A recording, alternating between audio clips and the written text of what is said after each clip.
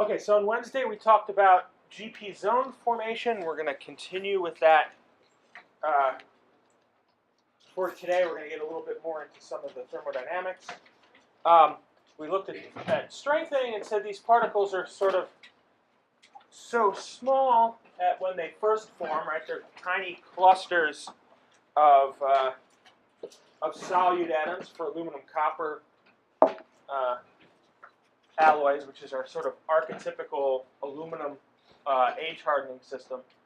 Right, they're these thin little platelets of aluminum atoms, and when they first nucleate, they're very homogeneously distributed, and they're very small and so close together that a dislocation can't actually bow around them because the surface tension of the dislocation is so much that it would just be too tortuous of a path.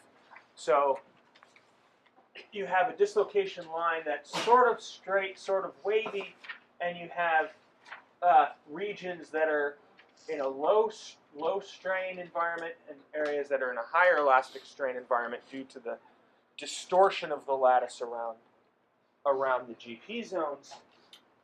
This doesn't give you a whole lot of strengthening, but as the particles coarsen, right, their distance between them becomes greater, and your dislocation line can now follow such a path that it is preferentially all in neighborhood of the matrix, and it avoids the precipitate, so it's in a low energy area. So any movement of that dislocation is going to move you into the elastic field around the particles, and this is going to give you a higher degree of strengthening. So as we go up with time, the hardness of our sample increases until it, for at least short periods of time, short periods of aging, saturates out. Right? We also, growth of the particle slows down because now instead of short range diffusion, we have to diffuse over longer distances as the particles get more and more spread out, right? So now we're in a regime where we have more classical ripening type kinetics, right? Where the smaller particles will dissolve and the larger particles grow, but that takes a bit of time. Yeah. This is purely with GP zones and their platelet hardness with aging. Right? Yeah. So this is. So, but I mean, it also goes for other particles, any of the intermediate phase particles as well. Even spherical. Spherical, yes, but to a lesser extent. Right, so we'll talk about aluminum zinc family of alloys that actually have spherical GP zones, but they also have very good age hardening ability because there's other things going on that we'll get to. Okay, so one other thing that we have to think about is when these particles are very small, right, and we have a dislocation that shears them by, we put a step, right? If the particle's large, right, if it's a couple hundred Burgers vectors, that step doesn't really change the cross-sectional area very much. But when we have a small cluster, right, that's only tens of Burgers vectors long or even smaller, right, you can see that as you shear it, right, you're actually reducing the cross-sectional area of that particle by a significant fraction, right? If you offset it by an atomic distance, right, you've reduced it by 10%, right? So you're increasing the chemical strengthening because you're making more surface area, right? But you're reducing the strengthening that's going to come from creating an anti-phase boundary, right? And so if your particles are small, each dislocation that passes, you're sort of reducing your strengthening effect, right? And that can lead to strain softening or other behaviors. Right? Okay, we talked about dislocation looping during the lectures on strengthening, right? And just as we age, eventually we get to a region where it's energetically favorable. It's easier to loop around the particles rather than cut through them. And just as a reminder, we leave behind a dislocation loop around the particle. And remember, that's just I'm going to take out these stinking animations. Right? The dislocation loop that's left behind and the new incoming dislocation, right, are going to have the same sign there. Right? So this gives you additional repulsive. You get an additional repulsion here, but also there's the secondary effect that our particles are now closer together. So the channel that we're putting the dislocations through is smaller. So we have to bend to a sharper radius to get through, right? So whereas cutting, right, the small particles, we're reducing the area, right? So we potentially are making it weaker with each time we pass a dislocation through. With looping, we're going to make it harder with each time we pass a dislocation through because we now have a dislocation pile up around the particle and we're reducing the channel width.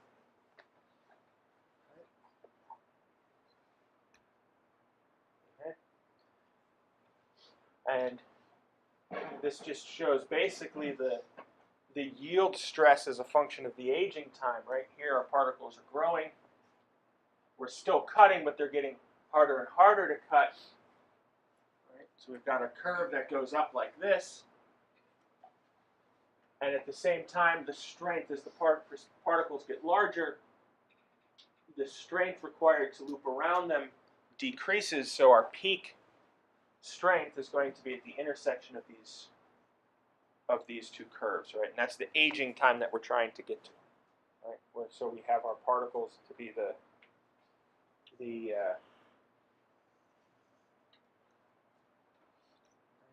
okay. So I'm going to actually blank the screen for a second here.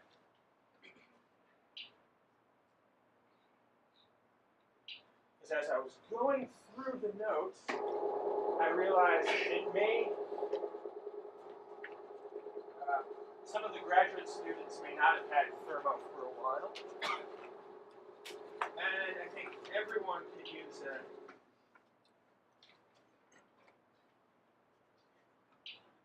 use a quick refresher, right?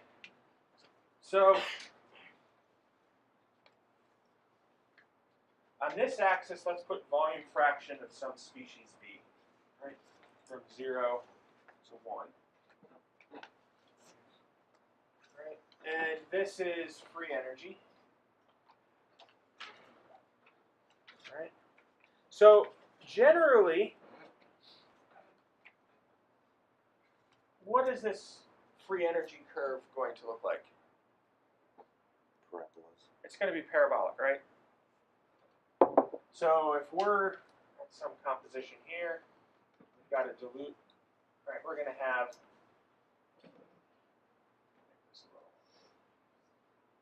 a curve that looks something like this. So if this is our composition, right? That's our free energy, right? And I have two species here, A and B, right? So how do I find my chemical potential? Right, tangent line, right? So I drew my curve in a bad way.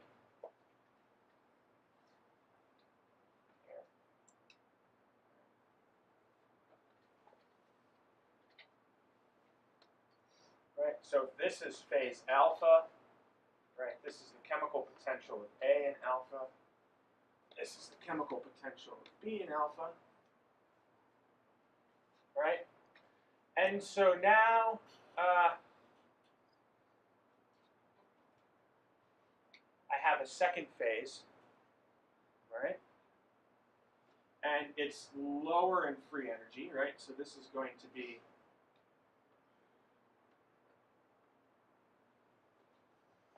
somewhere around here. This will be the beta phase.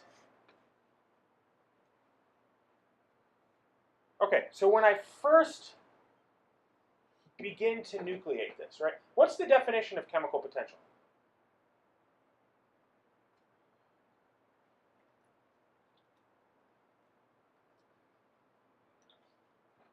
I see a lot of whispering. What's that? It's the differential, right? So it's the change in free energy from adding or subtracting an infinitesimal amount of material, right? Of a species. So when I'm nucleating, am I changing the bulk composition? Right? If I have my first nucleus that's forming, right? Very first, I've got a big chunk of material. I'm forming my first nucleus of a particle of phase beta. Even though the composition of beta is the same, right? My overall composition of my alpha phase isn't changing because I'm only taking a couple atoms out of a very large pool, right? So if you think about it like that, what's my driving force for nucleation? Right? Where on this graph does that come in?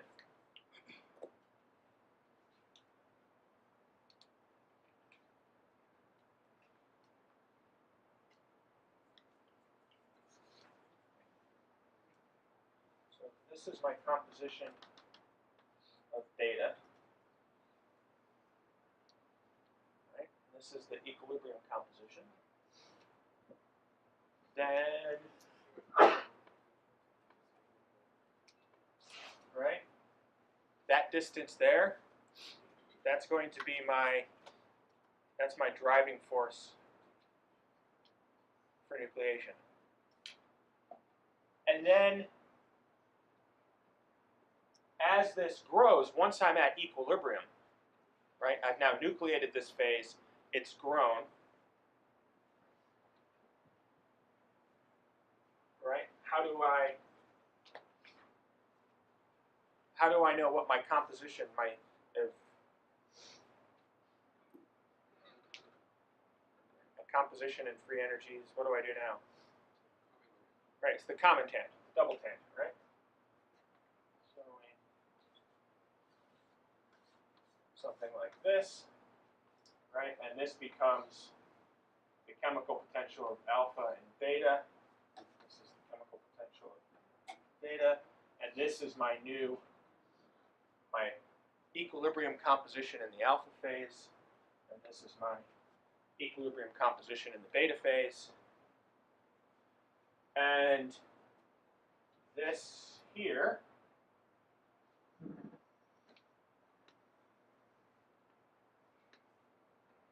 is what? Which delta G is that?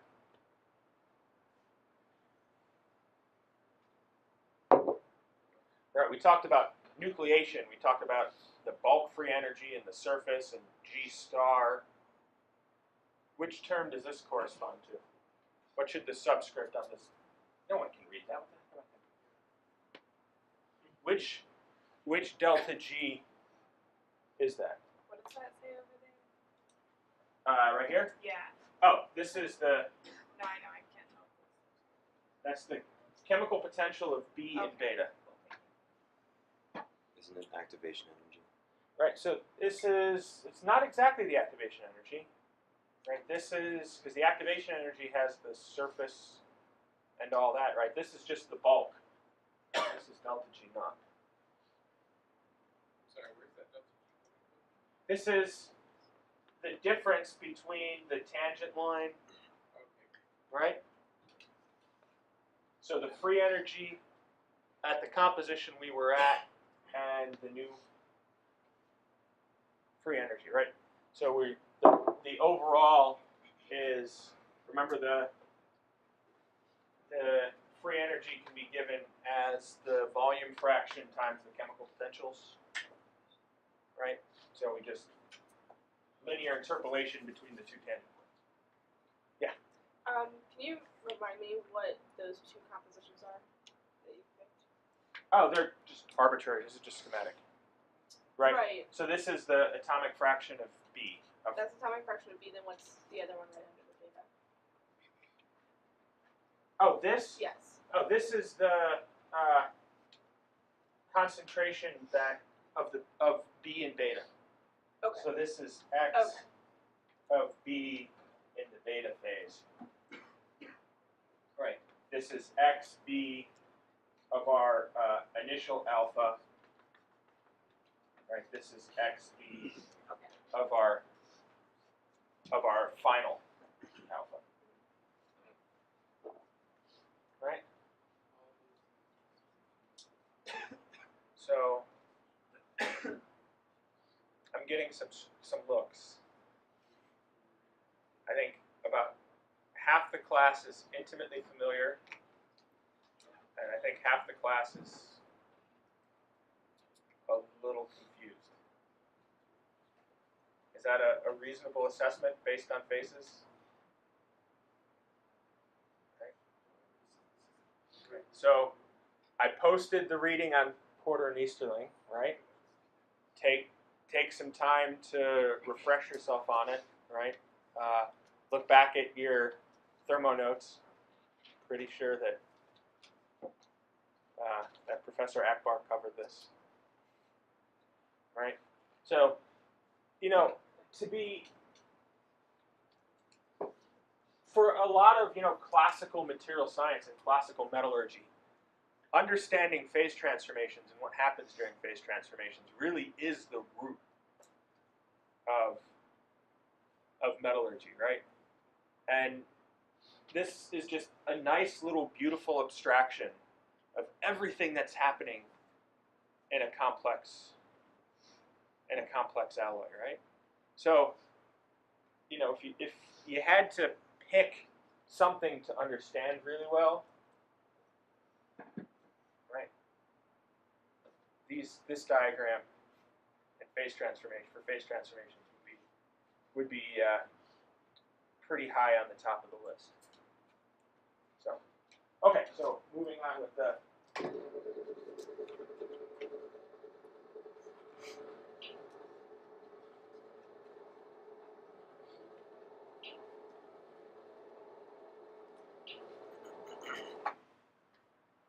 okay. So now let's consider specifically the formation of GP zones, right? This is an interesting case, right? Whereas before, here's our equilibrium phase down here, right? And it's significantly lower than our alpha phase, right?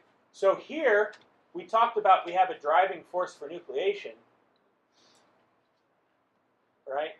So if we think of our tangent, this is our initial composition, our tangent line goes way off, pretty high up, right? So our driving force for nucleation for the GP zones is here, but our driving force for nucleation of the equilibrium phase is a heck of a lot higher. So why don't we just nucleate right to the equilibrium phase? The activation energy is too high. We can't get there, right? This picture is beautiful, but it only tells us about the equilibrium. It doesn't tell us how we get there. It tells us nothing about the path, right? That's the difficulty with equilibrium thermodynamics, right? We don't know if we can actually get there. Remember, if you look at an equilibrium phase diagram, carbon at room temperature and pressure is graphite, right? Diamond rings don't exist according to an equilibrium phase diagram, right? Diamond's metastable in our world, right? It's because we don't have the kinetics to actually get there. The same thing, table sugar is not a stable, the thermodynamically stable sugar, right? It should decompose into, I forget what, my organic's not that good. But, right? So it's the fact that we can get a small change in bulk free energy by the nucleation to GP zones. And we can do this easily because because the particles are small, they're coherent. The nucleation barrier, the activation energy, G star is small, R star is small. So it's easy to get to by local fluctuations. Okay. Right? So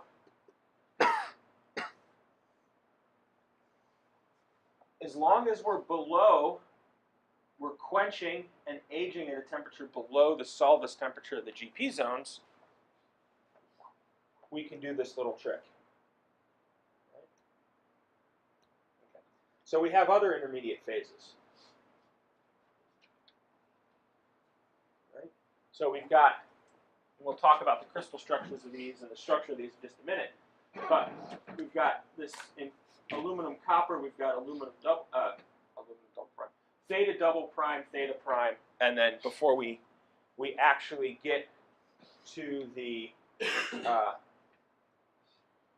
theta prime. So these are interesting because they have different crystal structures. The alpha, the aluminum is FCC, right? Theta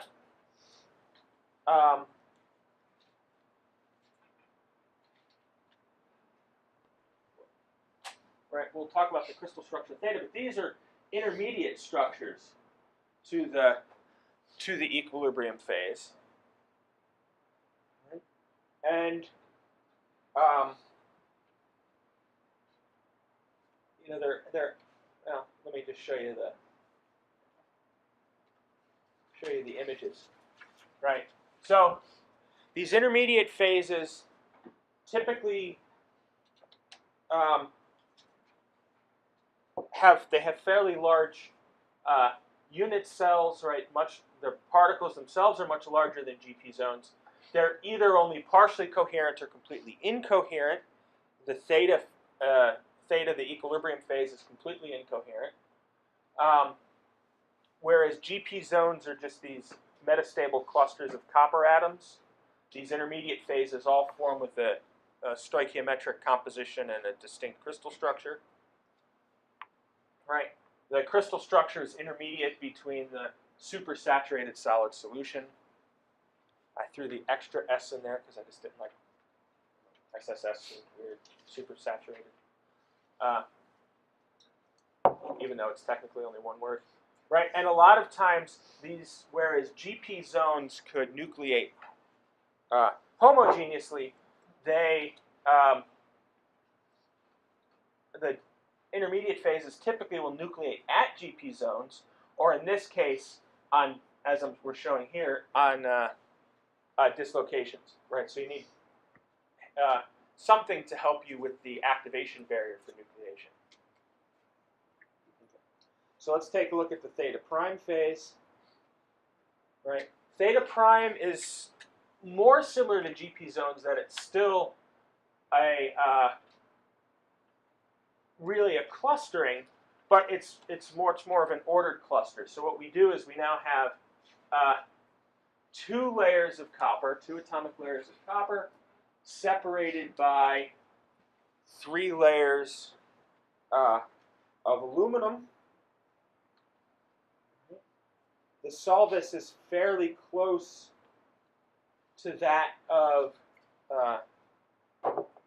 GP zones, right? And here you can see that a TEM image of theta double prime nucleating on the GP zones, right? So it still appears to be a homogeneous mix. Okay, so the theta prime phase, this is what we would call a actual real transition phase, right? It's a metastable structure, and it's a real crystal structure. And if you go through and you look at the atoms, you can convince yourself that this is Al2 copper, right? This is going to form a plate-like structure on 100 alpha, and it's typically going to, depending on what aging treatment you give it, often going to nucleate heterogeneously on dislocations. The unit cell looks similar to that of the theta, which we'll show next, but it's easier to nucleate it in that it's closer to aluminum in terms of the equilibrium spacing of aluminum in the 100 planes, right? So the lattice parameters here are a better match for aluminum than the theta phase, right? And so here we see these plates of the theta prime precipitates in aluminum copper.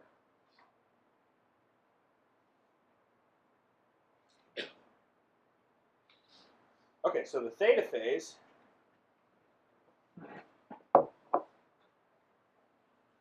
right? It's a complicated tetragonal unit cell. You can see the lattice spacings are larger. That's right. The unit cell dimensions, the plane spacings. So we have a greater misfit. So this is it's a not compatible. This is a completely incoherent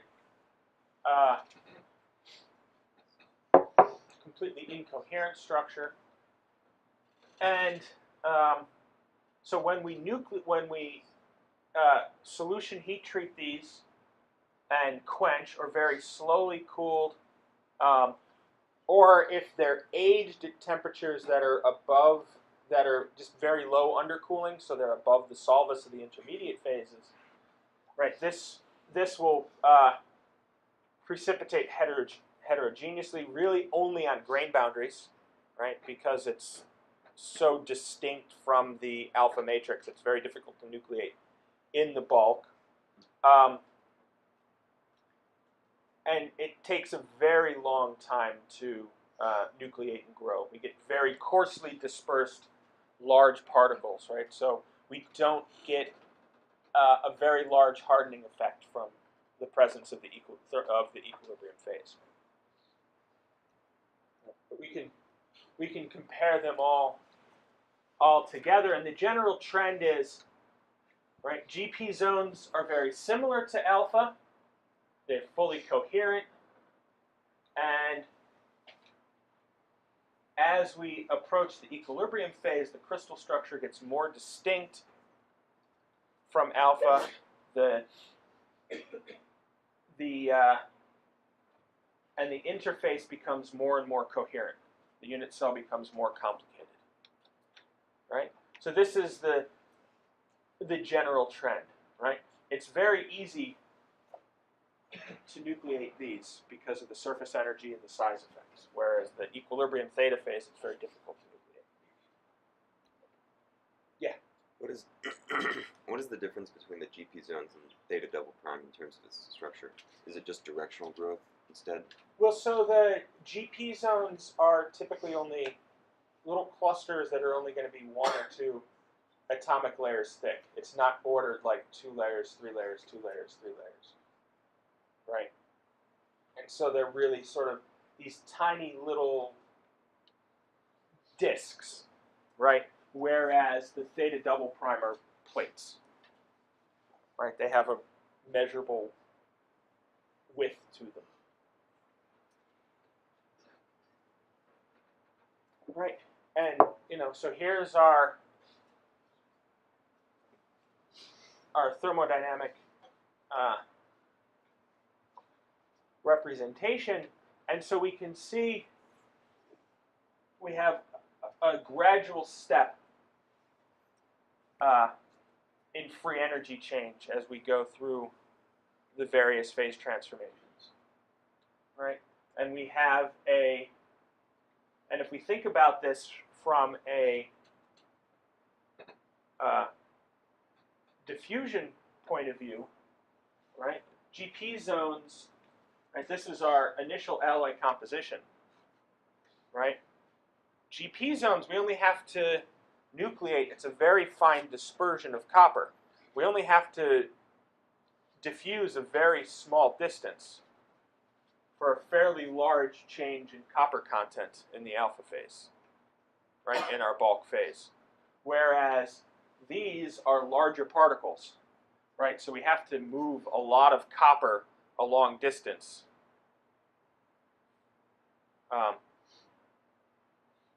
As well, right? So having this transition from one to the other makes it a lot easier. If you think about it in terms of the activation energies, right?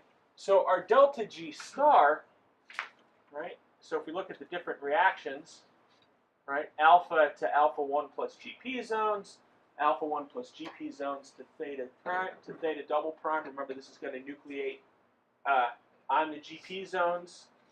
Right? So each of these steps now has a fairly small delta G star, right? Activation energy.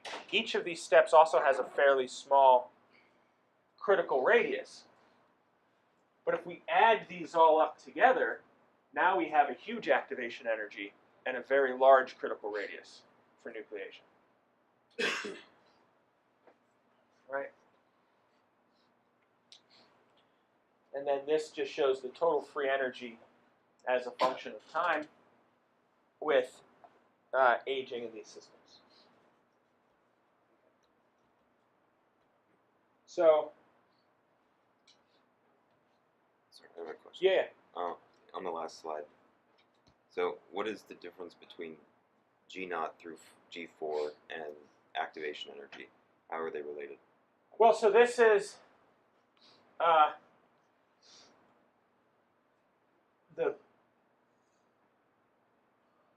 forget exactly where I took this picture from. I don't remember if this is actually delta G star or if this is just the bulk change in free energy. Right. Right, but it's basically just showing that when you do this in steps, right? Thermodynamically, we want to be here, right? So it's whether you can do it in one step or whether you have to take a different path to get there, right? The key idea here is really this top image that we show for each of these, we have a relatively small activation energy, delta G star, and we have a relatively small critical nucleus, critical radius. But when we add them all together, we have a much larger critical radius and a much larger activation energy, right? And so energetically, it's a lot easier for this to occur, right? Because you're doing things by random fluctuations, right? So to get a fluctuation, a thermal migration that has this energy is not going to happen, right? Remember, the energy is exponential with kb by t, right? So, or negative exponential. So a small change in the activation energy is going to give you an exponentially slower nucleation rate.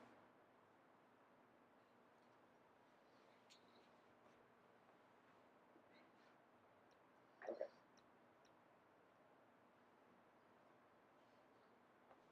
So vacancies.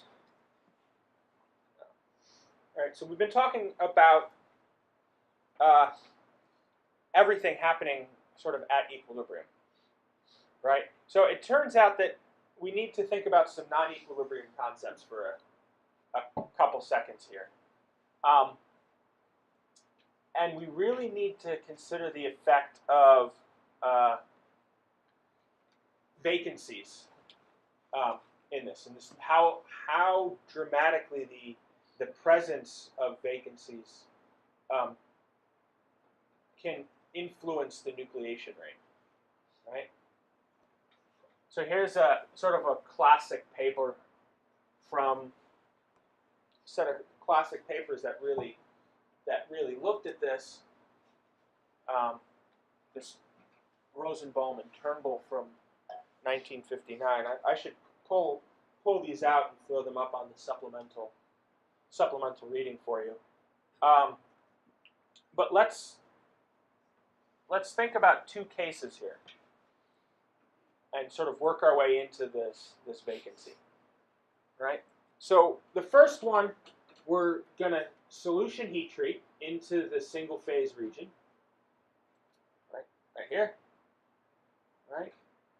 And then, but we're not going to be much higher than the solvent, so we're going to be starting at this point L, right? And then we're going to quench down. And if we look at it, we have, we're significantly below the GP zone solvus, and we end up with heterogeneous nucleation at defects and a density of 10 to the 6 precipitates in a cubic centimeter. Right, which sounds like a lot, but that's not nearly enough for strengthening. Right, let's take, if we go significantly higher in the alpha field and we quench down to the same temperature, we have 7 orders of magnitude more higher density of the precipitates. Right, why? Right, our compositions are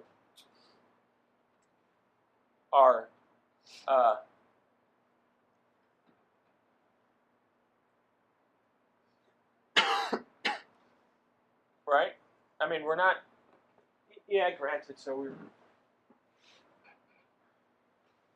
we're still in the single phase region, right? So our composition's not changing. Your driving force does. Driving force. Isn't your driving force based off the delta T that you're quenching? Well, not for, right, so we're quenching and then holding at the aging temperature, right? So we're starting, the only thing we're doing is starting from different temperatures. Our chemical composition is exactly the same through the process for both, right? So what's going on? And the answer is, right, we have an equilibrium concentration of vacancies that we have to consider, right? Who remembers doing this calculation, right? There's a couple hands that went up, right? So if we look at the concentration of vacancies as a function of temperature, it's highly nonlinear, right? So going 100 degrees up or 200 degrees higher, right, we can have a fairly significant change in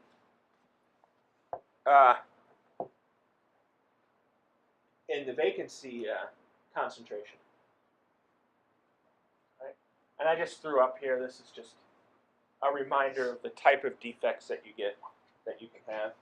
I hope we don't actually need those. Right? So,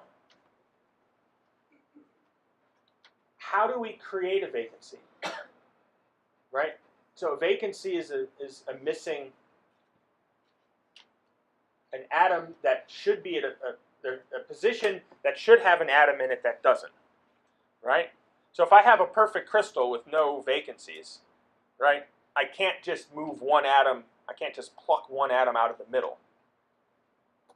Right? I need to have a mechanism for forming them, right? So I can, in some situations, move from an atom position into an interstitial position, right? But that doesn't happen very frequently, right? Most often, we need to generate vacancies at places of wide open volume that we can easily move atoms around. Places like free surfaces, grain boundaries, or edge dislocations through Klein mechanisms. Right? So these are our sources and sinks for dislocations. For vacancies, I'm sorry. Right? So just a reminder, right? The energy activation is about 0.7 eV. Right? And let's just, I'm not going to go through the math. If you've never done this calculation before, right, I'll just point out the key bits, and you should work through it on your own. But the basic idea is here we have a enthalpy term which is going to be proportional to the number of vacancies you have times the energy of formation, about 0.7 eV, right? So that's going to be linear. And then we have a entropy term, right? That comes down, and you add those two together, and you get a nice little well here. And the minimum of this is your minimum free energy point, and that's going to be your equilibrium vacancy concentration. All right. So in the next couple slides, I go through all the derivation. One thing that's here that you might not have seen before is I include a term for the vibrational entropy, right? So we've got the configurational entropy, which is how many ways we can arrange the particles in our system, right? But we also have the fact that when the atom is next to a vacancy, its local neighborhood is different, right? So it's going to change its vibrational modes, right? And that gives you an additional entropy term. So that's included here. But basically, you just set it up as the free energy, right? Your entropy term, the configurational entropy term, is given by the number of configurations. You have to go through and use Stirling's approximation to be able to evaluate the very large factorials. Okay. And you end up, right, so that gives us an expression for the free energy. What we want to then is take the derivative with respect to n, the number of vacancies we have, and find where that's equal to minimum. Right, we can work through the calculus, and we end up with something that looks like this. Right, so the number of vacancies is going to be proportional to the heat of formation, the negative exponential of the heat of formation divided by kBT. Right, and this vibrational entropy term here can be thought of as a prefactor.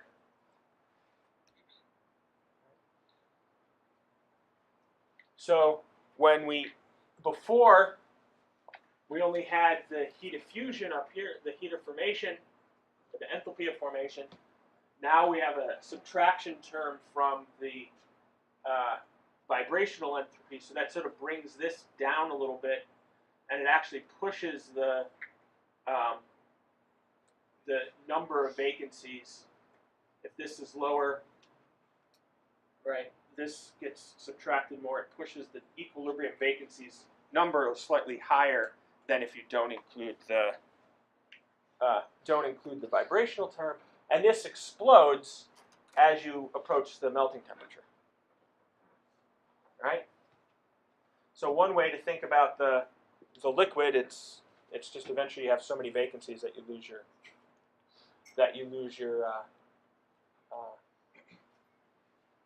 structure. Okay, so why the heck are this vacancy content important in nucleation? Right?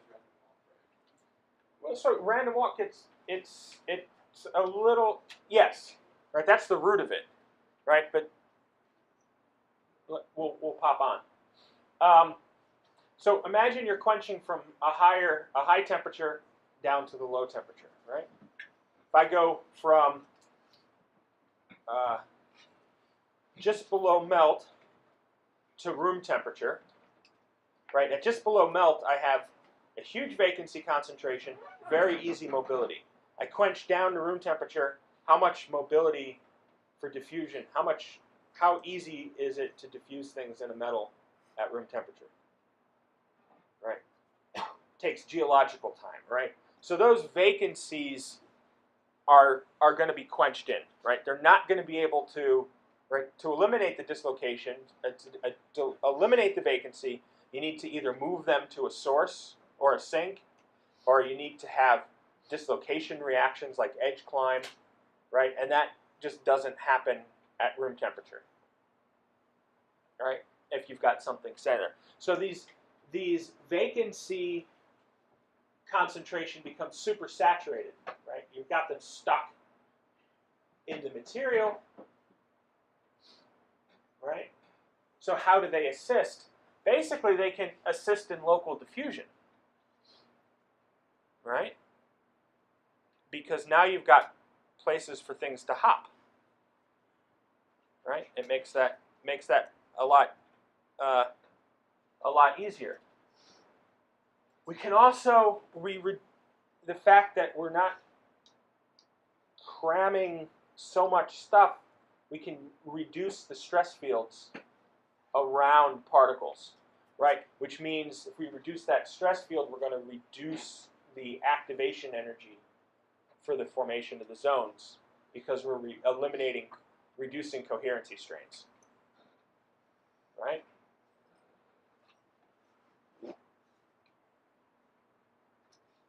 Right, you can think about it as if you've got a whole bunch of people in an elevator, right, and you got a couple that's separated and they really want to be near each other. It's really hard in a very packed elevator to get two people next to each other again. But if you take a couple people out, especially if you take a fat guy like me out, it becomes a lot easier, right?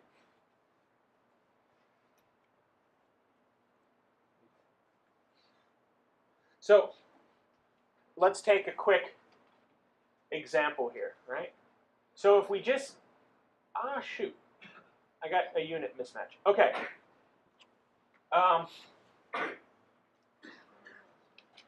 So let's age an aluminum alloy at 130 degrees C, and we have a distance between GP zones is 10 nanometers.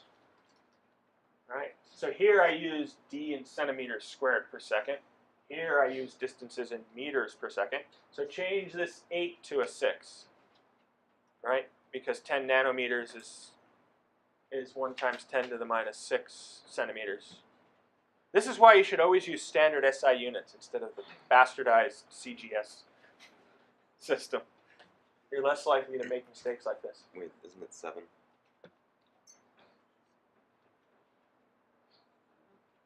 10, yes. Yeah. Centimeters are hard. So it's the -7. Yeah, 10 to the minus 7, right? Yeah, because it's 10, 1 nanometer is 10 to the minus 6. Huh. And of course, okay, so then we need to, the mean diffusion distance is half the equilibrium particle spacing, right? Because, right, which way it goes. And this gives us a diffusivity of about 2 times 10 to the minus 16th. Right? So if we measure the diffusivity at this temperature, right, without quenching down first, it's 2 times 10 to the minus 18. So we're able, the vacancies in this case give us 2 orders of magnitude increase in the diffusivity of copper, right, which is going to contribute to much faster nucleation and growth of the GP zones, right? Versus if we did held it at a long enough time for these vacancies to be annealed out, or we cooled it very slowly and allowed the vacancies to obtain their equilibrium concentration as we slowly cooled the alloy down. Right? Yeah. And so the thing that's changing is your activation energy for diffusion. So activation energy for Diffusion. For diffusion, right? Right. We've got a greatly increased mobility of the copper atoms in the aluminum, right? Or of any solute, right? The same thing holds true whether we're talking about aluminum mag or aluminum silicon or aluminum lithium. Although lithium's pretty small, so it's much faster. Okay, so on Monday we're going to finish off by going through the different alloy systems, and then on Wednesday we'll start into solid solution strength and non-heat treatable aluminum alloys.